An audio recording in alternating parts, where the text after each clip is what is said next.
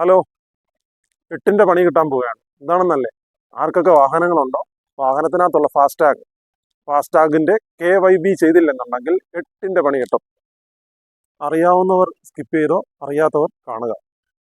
ഈ ഫാസ്ടാഗ് എന്ന് പറയുന്നത് NHAI NPCI ഒരു സ്കീമാണ്. നമ്മുടെ വാഹനവുമായി ലിങ്ക് ആണ്.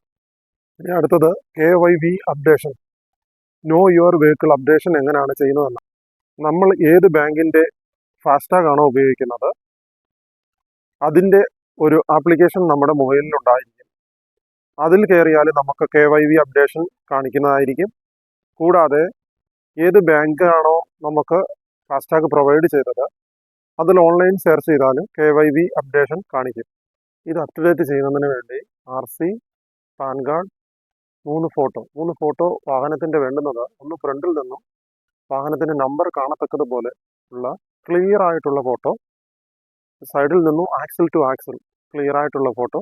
അതിനുശേഷം വാഹനത്തിൻ്റെ ഉള്ളിൽ ഇരുന്നുകൊണ്ട് ഒട്ടിച്ചിരിക്കുന്ന ഫാസ്ടാഗിൻ്റെ സീരിയൽ നമ്പർ ക്ലിയർ ആയിട്ട് കാണത്തക്ക രീതിയിൽ വേണം അടുത്ത ഫോട്ടോയും എടുക്കാൻ.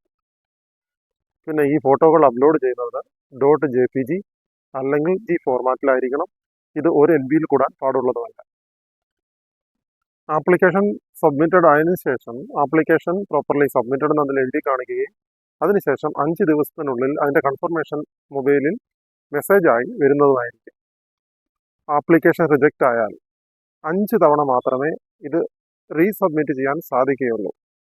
അതിനുശേഷം ഫാസ്ടാഗ് റിജക്റ്റ് ആവും. അതുകൊണ്ട് ഓരോ കാര്യം ചെയ്യുന്നതും വളരെ ശ്രദ്ധയോടുകൂടി വേണം.